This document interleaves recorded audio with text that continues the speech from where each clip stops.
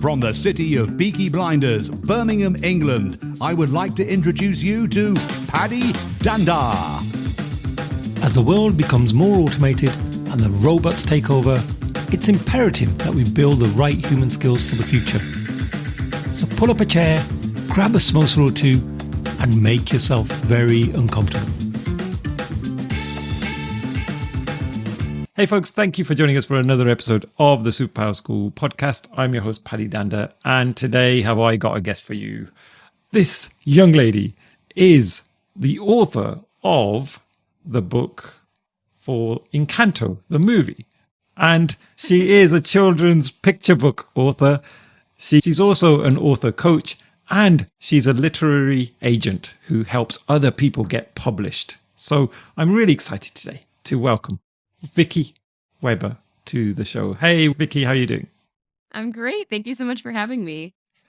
That was after about 10 takes. I'm going to cut all of the bad ones out now. So only you and I know how badly I messed up your intro. So Vicky, I'd love to know a little bit about your background and how did you get into becoming an author? So I was a elementary school teacher and I loved what I did, but always wanted to be an author. But I thought it was something that would just be a pipe dream that I would look back on and be like, oh, I wish I'd done that. Or, you know, how people always say, oh, I'm going to be an NFL player, and how many people actually end up doing that. But what I didn't realize that was that being published is a lot more achievable than most people realize. And that it had more to do with my determination to learn and to put the work in, rather than knowing the right people or having some magical writing talent given at birth or something like that. It's a lot more achievable than most people think. You just have to know where to look. You have to understand how the industry works because there are a lot of publishing scams out there. And yeah, I just dove in. My husband was a great help in that. I learned the industry. I put the work in. And I was published in December of 2019. And then I went on to publish 4 books that year in the middle of the pandemic.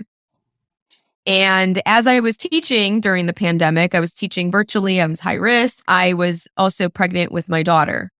And so I ended up not returning from my maternity leave. I had been published. I was doing well. I liked what I did, but it was a side gig. But then I realized the only thing holding me back from turning this into a full-fledged career was time. And just by taking that plunge, I've been able to spend a lot more time with my daughter. I've been able to spend a lot more time with my husband. A couple months after I left teaching, I was able to bring my husband home full-time because things took off so successfully. So it is possible. And I think that's the main message that people need to hear. Is that if it's something that you want and you've got the drive, it's 100% within your wheelhouse. Was there a time or a moment in your life when you felt like authoring was a talent that you had? Did you realize that at a younger age, or did it come quite late on? I don't know. I've always loved reading. Always. I was such a bookworm. I like to joke about this on podcasts, but I was grounded from books a lot when I was a kid. I would be doing something. My mom would say, load the dishwasher. I'd be reading a book instead. She'd ask me to do something. I'd be reading a book instead. So granted, I deserve it, but people always laugh at that. They're like, your mom grounded you from books? Yes, she did. I was that big of a bookworm. But when I went into the classroom, I realized that not every kid loved reading as much as I did. Not even close. And that kind of hurt because the only reason some of these kids didn't love reading was because they either couldn't find books that interested them or it was too hard for them. When something's challenging, it's harder to find a way in it. And really, those were the 2 main reasons. And I started making up stories based on the interest that I saw in my classroom. And kids absolutely loved it and responded really well. And they liked seeing different characters with different motivations. And they loved getting to be creative and getting to interact with the stories. So I've always been a good writer. I've always liked writing and reading growing up, but that was really, I think, when things started to fall into place for me. The puzzle pieces started coming together was right there in my own classroom. And in terms of your steps that you made towards becoming an author, like what did you do? Did you just literally sit down one day and start writing things that came to your head? Just talk me through that process. First, I started with a running Google Doc of all my ideas, because if I don't write down the idea, I might lose it. So even though I didn't write the stories yet, I wrote down, here's all my ideas that I can think of off the top of my head. And while I was researching, anytime some popped into my head, I'd throw them in the document. Even if they never got written, they're just, the ideas are down there and they're one nice, easy place for me to find. Then I started researching. The two main things that I learned and that I always tell people at every opportunity is that traditional publishing is 100% free to the author. So if somebody's claiming to be a traditional publisher and they charge you any money for any reason, they're not a traditional publisher. The thing, though, is they're hard to break into. You typically need a literary agent to represent you. The process is very slow. Even when you have an agent, publication can take years. So you're not footing the bill, but you are working on somebody else's timeline because they have other books being produced. Self-publishing, on the other hand, is 100% on your schedule, because when you self-publish, you are the publisher. But that also means you have all the expenses and all the responsibilities that come along with being a publisher. And so if you don't have following, or if you don't have networking connections and things like that, you're going to have to get them if you want that self-published book to be successful. So those were two takeaways was, okay, do I want to be traditionally published or do I want to self-publish? And my first books that I was writing were all interactive musical books. And what I found was other interactive musical books didn't exist. So I invented like a subgenre, but because of that, agents and traditional publishers didn't want my books because they were a risk. And they're a business. They want to know that they can make money, and they didn't know that they could do that off of me. There was no evidence to support that I was worth the risk. And so a lot of them asked me, we would love your book if you take the interactive part out or if you take this part out. And I didn't want to do it. So I decided to self-publish my musical books. I became a best-selling author within 9 months of self-publishing. Not going to lie, it was a lot of work. It was expensive, but it was worth every single moment. And then shortly after that, Disney reached out to me and they asked me to pen the book version of Disney's Encanto. So they basically gave me the movie script and a bunch of resources, and they said, please turn this into a book for us. And so at that point, I had a ton of books under my belt. I was working on a book for Disney, and I decided that I had some story ideas that I felt were really right for traditional publishing and that I could tell more stories and reach more people if I was pursuing both avenues at the same time. So books that I felt were more mass market or didn't need very many changes to be made to them, I started querying agents, and I secured an agent. And so now I have been published both ways and continue to do. And then just a short while after that, I became a little agent myself. So not only do I have traditionally published books and self-published books, but now when I see other people's stories that really resonate with me, I then go pitch them to publishers to help them get published too. Lots of stuff happened in a short amount of time between December of 2019 and now. Wow. All I can say is wow. And I love the way you just slid that in there. Oh, and then Disney got in touch and I just wrote the book for Encanto and then you moved on. Wow. That's so amazing to be asked to write such a magical story. If those of us that have seen the movie will know it's just a beautiful movie. And to be picked as the author to write the official Encanto book. How were you feeling at the time when that happened? I didn't think it was real. I thought it was like one of those scam emails that you get and like they try to scam you into money, like giving them money or something. I'm like, yeah, Disney's emailing me. Okay. But then I was like, okay, look into it. Let me see. So I looked up the editor's name and I'm like, oh, yeah, no, she is employed by Disney. Okay, let me do more digging. So I like spent a whole day just researching to see, is this person real? What is this? Because there were no details in the email outside if they wanted a book written. Because at that point, Encanto was not announced as a movie. It was still in production. And so they were not advertising it yet to the public at all. So I finally got on a call with her and she explained the plot of Encanto to me. And if you've seen the movie, you know there's a ton of characters. Most of them have powers. They all have different personality traits.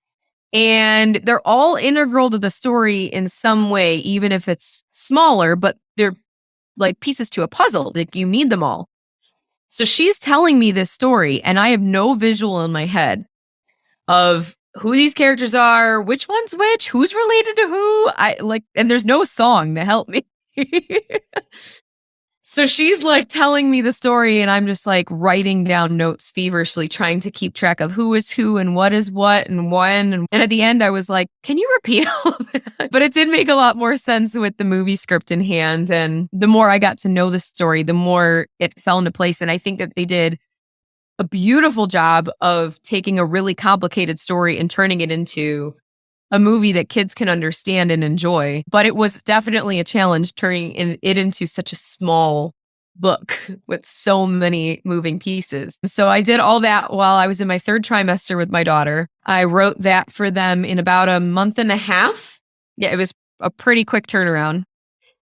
And then I just patiently waited. It was published about a month before the movie, and I had to keep it secret for way longer than I would have liked. Oh, wow. And Vicky, when you had the brief from Disney, what level of artistic license did you have to move away from the script itself? Were they very strict about what you could and couldn't do in terms of the story scope?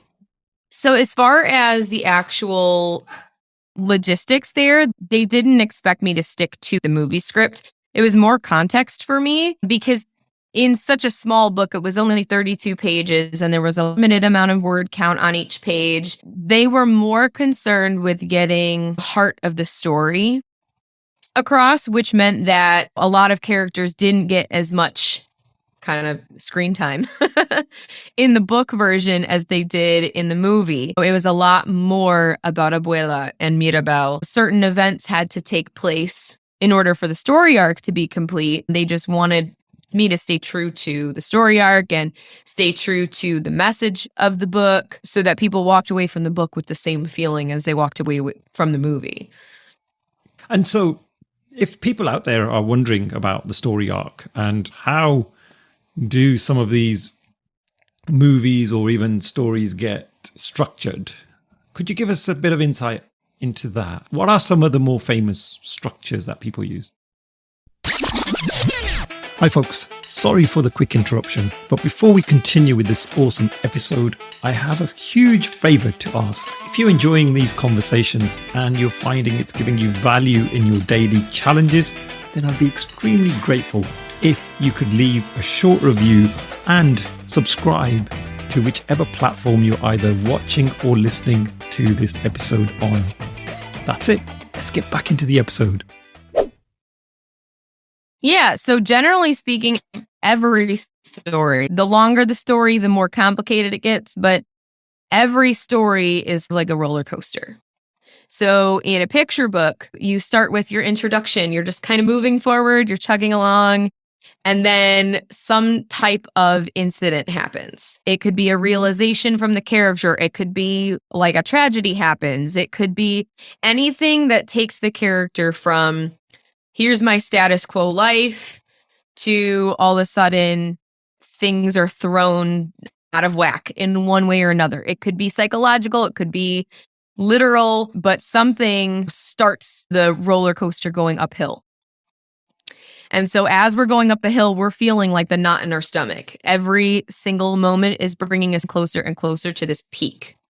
And so things are falling apart more, or people are getting more frustrated or more devastated, or whatever it might be, depending on the character in the book. And then you reach that peak and you just have that like pit in your stomach. That's the climax of the story. And that's where everything starts to come together and either fall apart or fall together, again, depending on what type of story you have.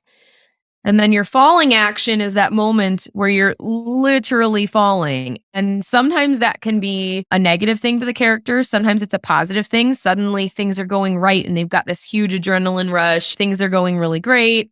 Sometimes it's the exact opposite, but we get that like rush. And then the story starts to resolve and settle, however that is. So any book that you pick up is going to have that roller coaster feel. You're going to feel the tension. You're going to feel the anxiety and the anticipation. And you're going to also feel when that tension releases. There's going to be parts where you're like, no, don't do that. That's a dumb idea. Or what are you doing? No, don't do that. That's your tension building. And then you're going to feel that release when things get resolved one way or another. And there's a lot of different ways that can look. Like I said, not every book gets a happy ending. Some characters end up learning something about themselves, and sometimes it's that reality sucks. Other characters have a very happy ending, and they've learned something about themselves, and they're a better person going forward. Really, it depends on what story you're trying to tell, how your characters react and interact with other characters, and what type of story, like what you want the story to portray. Do you want it to be uplifting? Do you want it to be bittersweet? Do you want it to be realistic to children or more realistic to adults? That's going to vary from story to story, but that feeling, that arc feeling should be the same.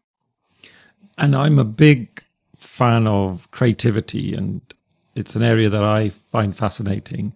I'd love to know what your creative process is. Like, where do you get your ideas from? And when you then decide to create a book, what are some of your approaches that you use? Honestly, the ideas come randomly, which is why I like keeping the Google Docs app on my phone, because sometimes it's the middle of the night. Sometimes I'm like out and about. I'm not always near my computer or near a pen and paper when an idea comes to me. And when it comes to writing them, I have to wait for the inspiration to spark. So I have this running list of ideas. When I'm in the mood to write, I'll sit down and I'll look at all my ideas and which one's drawing me today? Which one do I have some ideas for today? And sometimes it works out to plan, and other times I start with one story and then end up getting an idea for a different story, and then that one takes shape. So I'm very much a go with the flow and write as much as you can person. Other people like to be a lot more organized. They'll outline each story, or they will write out all the specific bullet points. So this character is going to do this, and then this is going to be the conflict, and then this is how it's going to resolve. And then they dive into the actual writing. For me, I don't always know what a conflict is going to be, depending on what the idea is. One example is in the middle of the night, I woke up and was like, Tiger Tempo. I want to write a book called Tiger Tempo. My husband was like, go back to sleep. And in that book, it teaches tempo terms. So tempo is the speed words in music. Andante means walking speed. They're all Italian words, and they can be tricky for kids to learn. So Tiger Tempo is about a tiger running a race. And so on every page, you have to help the tiger win the race by clapping the correct beat. And everything that he's doing reflects that speed. So on a page where he's supposed to be moving andante, walking speed, he's walking across a log. He's not going to run across it. He's not going to tiptoe across it. Like, he's going to move at walking speed so he doesn't fall. And then for presto, that means very fast. He's in an open field. He can just sprint. And so I came up with this idea, and I knew what I wanted it to be, but then I had to figure out how to make it that way and what art notes I had to put in so that everything was clear. And did I want it to rhyme? Did I want it to not rhyme? What order did I want things to go in? Because if he's great, there still needs to be a story arc. So how am I having him start? How am I having him end? Do I actually have him win? And so all of those questions were there, but I didn't answer them in the middle of the night. In the middle of the night, it was just Tiger Tempo book. Here's all the things that I think need to go in there. And then I wrote it at a later time. So everybody's a little bit different. I think that sometimes you have to know your strengths and know your weaknesses and know to push the envelope for yourself and when to not. I know that if I just sit down and force myself to write a book that I'm not motivated to, it's not going to turn out very well. I'm going to fight it. I'm not going to be excited about it. I'm not going to be passionate about it. But that's not the case for everybody. There are some people, I have very good author friends who have to force themselves to sit down or they'll never, ever write. So it's really about knowing yourself and what gets your creativity going. Yeah, because I sometimes work with teams that are building tech products, software products, and the amount of times people will say, hey, let's all just get together and do some brainstorming and get creative and be really innovative. And it's almost like they expect people to have a switch that just switches on and then you get creative.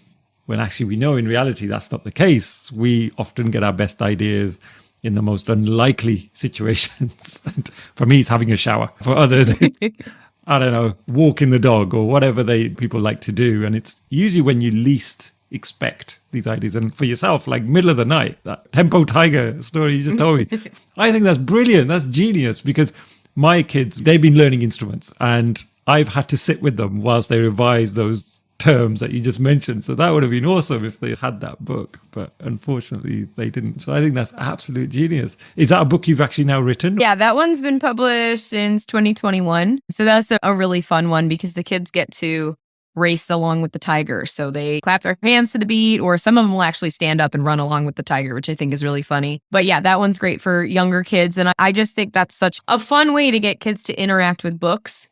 There are all types of books out there. Don't push the button. That's a fun one. Or there's a monster in your book. You have to try and shake the monster out of your book and turn the book upside down. Kids love that stuff. They really do. But that's what I mean when I say I created these interactive musical book ideas and they weren't out there. Interactive books were and musical books were, but there wasn't anything that married the two. And that's what I thought would be so fun. One of my bestsellers, it's hard to see it behind me, right there, is called Rhythm Rescue. And it's a girl who is a superhero. And in order for her to have her powers activated, you have to clap the right rhythm. So there's 2 rhythms throughout. And they happen to be the inverse of each other. So that the kids have to actually pay attention to which rhythm is which. So she comes across an obstacle, you have to clap the right rhythm to help her activate her superpower and move the story forward. So that's another one that kids absolutely love because it's just fun. Oh, I love that. And so there is an element of actual gamification almost because you're having to try and get things right and almost correct. And the challenge is making sure you do it in the right way, which I think is awesome. So these books, how do they work? Do you put on the sound through your computer or how does that work? Nope. They just, like an adult or a kid will just read them. So it's pretty tricky because they have to be written in such a way that anybody could pick up the book and understand what's going on. But that was part of why I started writing them. I wanted even my students at home who don't have an adult to read to them for whatever the reason might be. I wanted them to have just as much access to music education and fun as any other kid in my class. And the positive to writing things that way is it really means that they're for anyone. I had special needs kids in my class who had an aide. The aide doesn't know anything about music education. That's not their fault.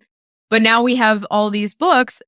Awesome. They're learning along with the kid. And because it's something so fun, it's something they can do again and again, and they're picking up these skills. My everyday kids who were already good at music and already passionate about it, they thought it was fun and engaging and they loved it. Rhythm Rescue in particular has sparked in some music educators, they started asking their students to come up with their own superpowers and their own rhythms outside of the book.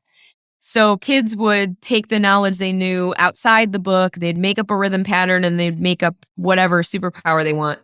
And I had a teacher email me and say that she had a boy who did not like music class, never liked music class. And he came up with the superpower to make dump trucks appear. Apparently, he really liked dump trucks for whatever reason. And it's the only time I've seen him smile in my class. She's like, I've had him for years, and it's the only time I had no problem getting him to participate. And it's the only time I've ever seen him smile in music class was because he was able to create a superpower about something he cared about and something that was exciting to him. And so that's what I aim to do with my writing. It's not a perfect world. There are plenty of people who don't like what I write.